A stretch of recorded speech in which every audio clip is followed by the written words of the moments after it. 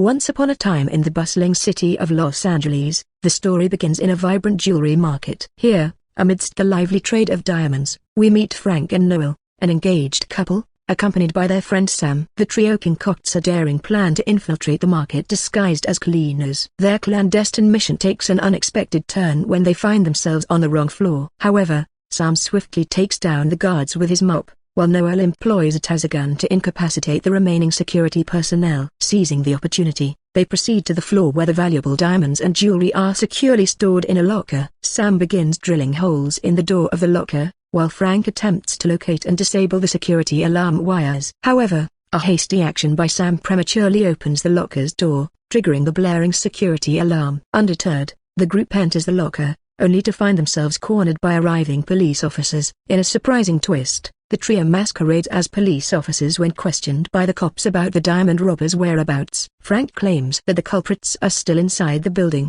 diverting the attention away from their own involvement. The police instruct Sam and Noel to accompany them, while Frank is tasked with keeping a watch outside. Taking advantage of the confusion, Frank manages to outwit the pursuing officers by sending an empty car in their direction, while he sneaks into the restricted tunnel, evading capture. On the other side of the tunnel, more officers lie in wait, but Frank employs a clever trick, using an empty car to mislead them once again.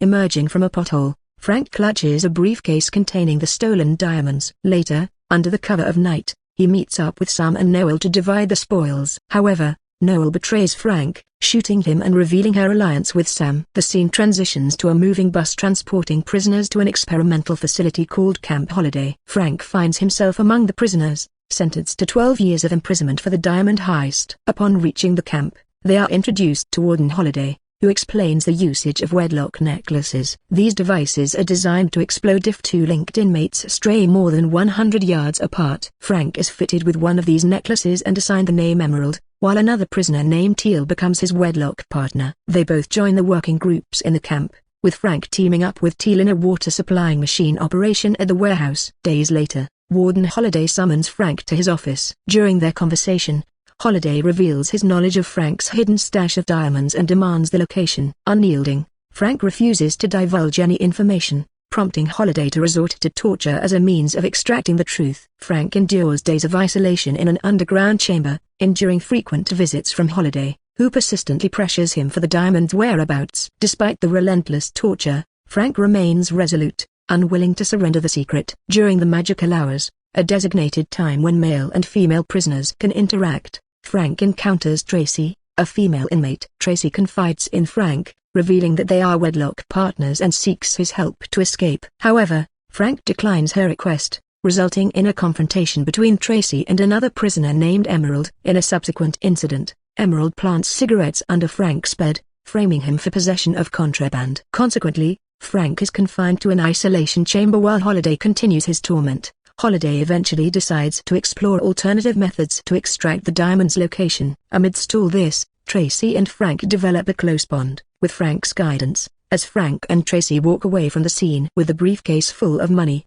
they find themselves in a predicament. They know that Holiday is still after them, and they must come up with a plan to ensure their safety and escape with the stolen money. Thinking quickly, Frank suggests that they find a place to lay low and regroup before deciding on their next move. They locate a small, secluded cabin in the nearby woods and decide to take shelter there temporarily. Inside the cabin, Frank and Tracy assess their situation. They count the money in the briefcase and realize that they have enough to start a new life if they can evade capture. However, they are well aware that Holiday will not give up easily. Knowing that they need a long-term plan, Frank suggests contacting his friend Jasper's associate, Marcus, who might be able to provide assistance. Marcus is known for his underground connections and expertise in orchestrating elaborate escapes. Tracy agrees, and they use a disposable phone to reach out to Marcus, explaining their situation and the need for a safe passage out of the country. Marcus assures them that he can help but advises them to remain hidden until he can finalize the arrangements. In the following days, Frank and Tracy stay holed up in the cabin, taking precautions to avoid detection. They carefully monitor the news to see if their escape and the deaths of Holiday and Noel have made headlines. As they wait anxiously for Marcus's response, tensions rise between Frank and Tracy. The stress of their situation weighs heavily on them, and they begin to doubt each other's motives. The strain puts their trust and burgeoning relationship to the test. Finally, after a week of seclusion, Marcus contacts them with a plan. He has arranged for a private yacht to pick them up from a remote coastal location. The yacht will take them to an undisclosed location where they will be provided with new identities and the means to start afresh. Frank and Tracy pack their belongings, including the stolen money, and make their way to the designated meeting point. Nervous and cautious, they board the yacht, relieved to be one step closer to freedom. As the yacht sails away into the open waters, Frank and Tracy find solace in each other's presence. They reflect on the roller coaster of events they have endured, grateful for their survival and the chance at a new beginning. Unbeknownst to them, however, a mysterious figure observes their departure from a distance. It appears that they are not entirely out of danger yet. The figure makes a call, presumably alerting someone of their whereabouts. With uncertainty hanging in the air, Frank and Tracy brace themselves for the challenges that lie ahead. Their journey is far from over, but they are determined to navigate the treacherous path together, relying on their wits, resilience, and the newfound trust they have developed. The screen fades to black, leaving the audience to ponder the fates of Frank and Tracy as they sail into the unknown, pursued by unseen threats and fueled by the hope of a brighter future.